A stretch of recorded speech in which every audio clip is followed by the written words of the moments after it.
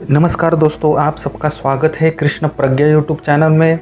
दोस्तों, क्या आप जानते हो हम लोग भगवत कृपा कैसे प्राप्त कर सकते हैं? बहुत ही महत्वपूर्ण प्रश्न है। और दोस्तों, ये आप जानते हो कि क्या हम हमारा जो लक है अथवा हमारा जो प्रारब्ध है उसको कैसे बदल सकते हैं? ये भी बहुत ही महत्वपूर्ण प्रश्न है, क्योंकि कभी कभी दोस्तों क्या होता है कि हम पाप करते हैं पिछले जन्म में और उसका फल मिलता है इस जन्म में। अगर आपको उस फल को कैसे नष्ट करना है ये जानना है तो आपको श्लोक जानना बहुत ही जरूरी है। दूसरे अध्याय का 64 नंबर का श्लोक है वो, और हमारा श्लोक है ये। ध्यान देना दोस्तों, श्लोक कैसे पढ़ा जाता है। राग द्वेष विमुक्तेस्तु विषयानि नि इंद्रियैश्चरण आत्मवशये विधेयात्मा प्रसादमधि गच्छति। राग द्वेष विमुक्तेस्तु विषयान् इंद्रियाश्चरण आत्मवशये विधेयात्मा प्रसादमधि गच्छति। चलिए दोस्तों, देखते हैं इसका संधि विच्छेद और उसका हिंदी अर्थ क्या है। हमारे श्लोक की पहली लाइन है राग द्वेष वियुक्तेस्तु विषयानि इंद्रियैश्चरण। इसका संधि विच्छेद कैसे होगा? राग धन द्वेष धन विमुक्ते धन तु। ठीक है, विषयानि इंद्रियैश्चरण। इसका संधि विच्छेद कैसे होगा? विषयान धन इंद्रिये धन चरण। अब हम हिंदी अर्थ देखते हैं, शब्दशः हिंदी अर्थ देखते हैं। राग द्वेष विमुक्तेस्तु का अर्थ होता है राग द्वेष से मुक्त रहने से। विषयान इंद्रियैश्चरण, इसका हिंदी अर्थ क्या होगा? इंद्रिया विषय को इंद्रिया द्वारा भोगते हुए। ठीक है, श्लोक की दूसरी लाइन देखते हैं। आत्म वशये विधेयात्मा प्रसादम धि गच्छति। इसका संधि विच्छेद करते हैं। आत्म धन वशये धन विधेय धन आत्मा प्रसादम धि गच्छति। इसका संधि विच्छेद कैसे होगा? प्रसादम धन अधिगच्छति। अब हम हिंदी अर्थ करते हैं। आत्मवशये विधेय आत्मा का हिंदी अर्थ होता है अपने वश में संयमित आत्मा। ठीक है, विधेय आत्मा का अर्थ होता है संयमित आत्मा। प्रसादम अधिगच्छति का अर्थ होता है भगवत कृपा प्राप्त करता है। ठीक है दोस्तों, तो आज हमने बहुत ही आसानी से दूसरे अध्याय का जो 64 नंबर श्लोक है उसका क्या देखा, उसका संधि विच्छेद देखा और उसका शब्दशः हिंदी अर्थ देखा। किसी भी श्लोक को सीखने के लिए ये बहुत ही महत्वपूर्ण है। चलिए दोस्तों, देखते हैं संस्कृत श्लोक कैसे पढ़ते हैं, श्लोक का हिंदी अर्थ क्या है।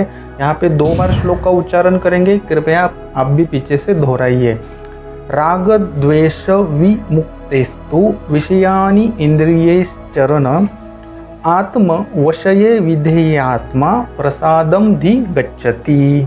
राग द्वेष वियुक्तेस्तु विषयानि इंद्रियैश्चरण आत्म वशये विधेयात्मा प्रसादम धि गच्छति।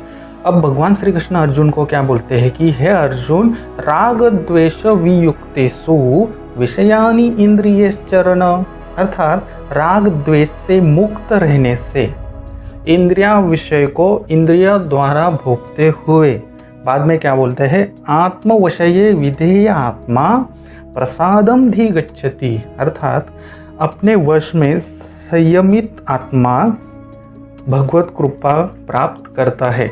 यानी कि भगवान यहाँ पे क्या बोलते हैं अर्जुन को, हे अर्जुन, अगर तुम राग और द्वेष से मुक्त रहते हो तो इंद्रिया के जो विषय होते हैं उसको भोगते हुए भी अपने आत्मा को वश में और संयमित कर सकते हैं। और अगर ये तुम कर पाते हो तो भगवत कृपा प्राप्त करते हैं। यानी कि आत्मा अगर तुम्हारे वश में है तो क्या होगा?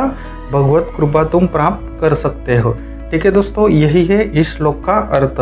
हमने पहला प्रश्न देखा था कि भगवान कृपा कैसे प्राप्त कर सकते हैं। यहाँ पे भगवान श्री कृष्ण अर्जुन को क्या बोलते हैं? राग द्वेष से मुक्त रहने से इंद्रिया के जो विषय है वो भी तुम भोगोगे और तुम्हारी जो आत्मा है वो उसमें रहेगी और मेरी कृपा भी प्राप्त कर पाओगे। चलिए दोस्तों, देखते हैं संस्कृत श्लोक कैसे याद रख के विजुअलाइजेशन करेंगे। यहाँ पे विजुअलाइजेशन के लिए 5 ज्ञान इंद्रियों का यूज करना बहुत ही जरूरी है। आंखें बंद कीजिए कृपया करके। भगवान श्री कृष्ण आपको क्या बोलते हैं? अगर आपका नाम आज सागर है तो हे सागर, अगर तुम राग द्वेष से मुक्त रहते हो तो क्या होगा? तुम्हारी जो इंद्रिया के जो विषय है, अर्थात तुम्हें खाना खाना है, तुम्हें पानी पीना है, तुम्हें घूमने जाना है, अगर उस कर्म को करते समय तुम राग और द्वेष नहीं रहेगा तुम्हारे मन में, तो तुम खाना तो खाओगे, यानी कि उस इंद्रिया के जो विषय का भोग है उसका भोग तो करोगे, लेकिन वो करते समय तुम्हारी आत्मा अपने ही वश में रहेगी, तुम्हारा मन अपने ही वश में रहेगा और तुम्हारी जो बुद्धि है वो अपने ही वश में रहेगी। इस योग को अपनाओगे, इस कर्म योग के द्वारा तुम राग द्वेष से मुक्त रहते हो, तो तुम्हें भगवत कृपा प्राप्त हो सकती है। तो भगवत कृपा प्राप्त करने से हमें क्या मिलता है? हमारे जो पिछले जन्म के जो पाप के कर्म के फल होते हैं वो भगवान इस जन्म में हमें क्या करते हैं? उससे मुक्ति देते हैं। और दोस्तों मैं आपको बताता हूँ, प्रारब्ध बदलने का एक ही चांस है, वो है भगवान श्री कृष्ण।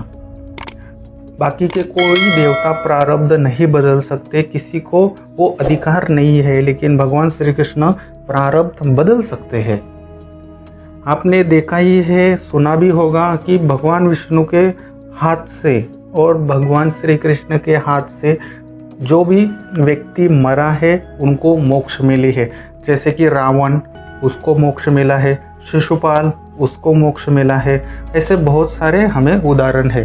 तो आपको लक चेंज करना है तो कर्मयोग अपनाइए। कर्मयोग अपनाने के बाद जो भी आप कर्म करोगे, राग और द्वेष से मुक्त रहो।